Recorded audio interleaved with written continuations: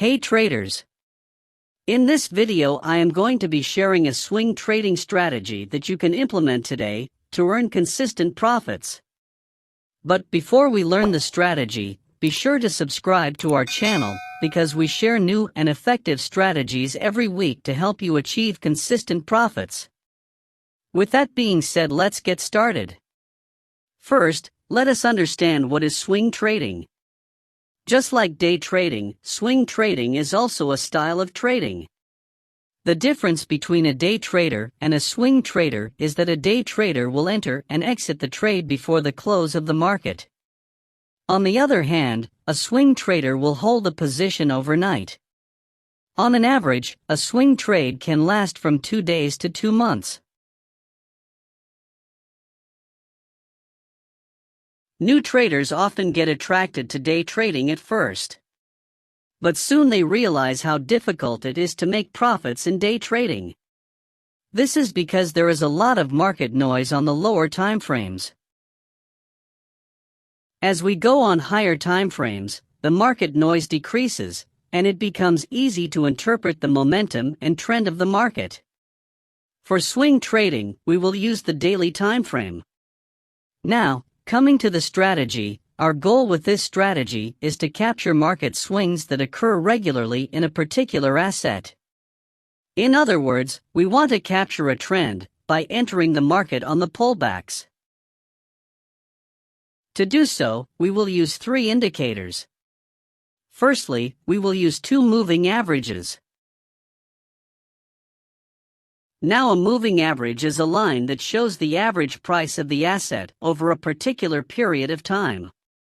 For instance, a 10-period moving average will show the average price over the last 10 candles. Moving averages are used to identify the trend and momentum of the market. Different moving averages show different trends. For example, a 200-period moving average will show the long-term trend of the market. A 50-period moving average will show the medium-term trend of the market. And a 20-period moving average will show the short-term trend of the market. When it comes to our strategy, we will use the 9-period and the 21-period exponential moving average. This is because we are only concerned with the short-term trend of the market. This is how the moving averages look on the chart. Here, the blue line is the 9-period moving average and the yellow line is the 21-period moving average. Now, in a strong uptrend, we will see the 9-period EMA will be above the 21-period EMA. Secondly, both the moving averages will be sloped upwards at a 45-degree angle. Another thing to take note of here is that in a trending environment, moving averages act as dynamic support and resistance. This means that price will bounce up from the moving average in an uptrend. When we see these signs of an uptrend, we will only be looking to go long. In other words, we will be looking to buy. In a short-term downtrend, the 9-period EMA will be below the 21-period EMA. And both the moving averages will be sloped downwards at a 45-degree angle. The moving averages will also provide strong resistance. This means that there will be strong rejection when the price touches the moving averages. These signs will indicate a strong downtrend. And in a downtrend like this, we will be looking for sell trades or shorting opportunities. This is how the moving average looks in a sideways market. As we can see, there is no clear direction of the trend. Hence, we see that both the moving averages do not show continuity in any direction.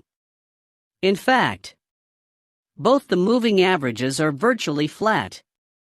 The moving averages also give crossovers multiple times.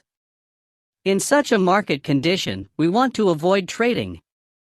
Our strategy will not work in such market conditions. We need a trending market to trade this strategy. The third and last indicator that we will use is the relative strength index. The relative strength index is also known as the RSI. The RSI indicator shows the relative change in the price during a set period of time. For instance, the default 14-period RSI shows the relative change in the price over the last 14 candles. The value of the RSI revolves from 0 to 100.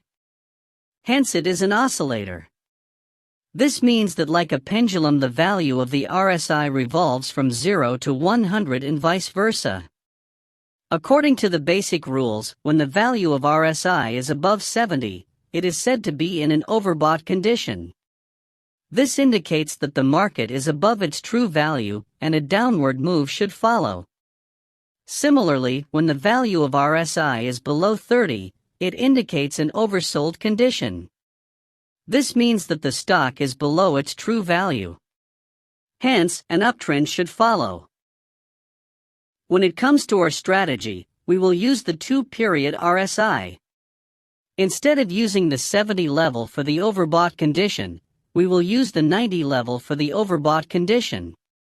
Similarly, we will use the 10 level for the oversold conditions instead of the normal 30 level. Let us now look at the strategy itself. The basic premise of our strategy is finding confluence between the moving averages and the RSI. Let us understand this in detail. Let us first look at the buy setup.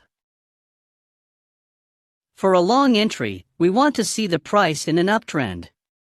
Let us identify the trend using the EMA.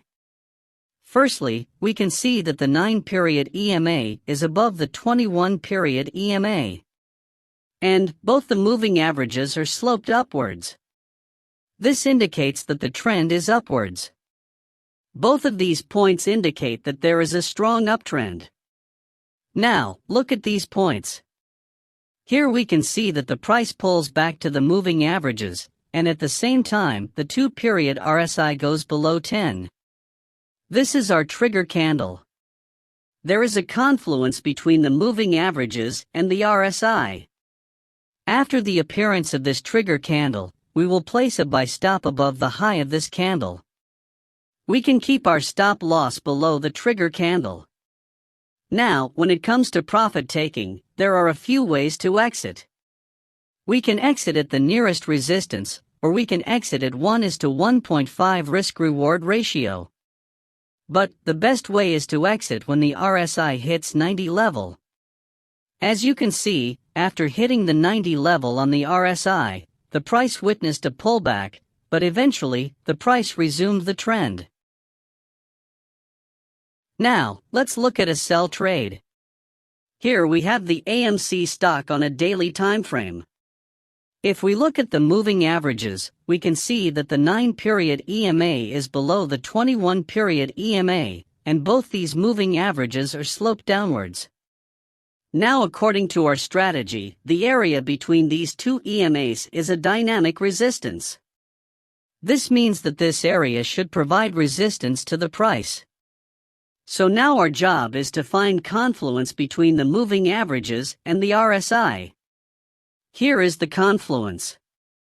As we can see that the price makes a pullback upwards. As it reaches 21-period EMA, it finds resistance and creates a red candle. At the same time, the RSI value of the candle is above 90. This indicates that the pullback might be over, and the sellers are ready to push the price down again. So we will put a sell order below the low of this candle, and we will place our stop loss above the high of this candle. Now, if we keep a very tight stop loss, our chances of hitting the stop loss will be very high. Instead, here we see that there is a previous resistance level right above our trigger candle. So, it would be better to keep our stop loss above this resistance. That way, we can allow the market some breathing space. For targets, the best way will be to exit when the RSI reaches 10 level. This brings us to the end of this video. If you like this strategy, then be sure to subscribe to our channel as we keep sharing new and effective strategies every week to help you achieve consistent profits.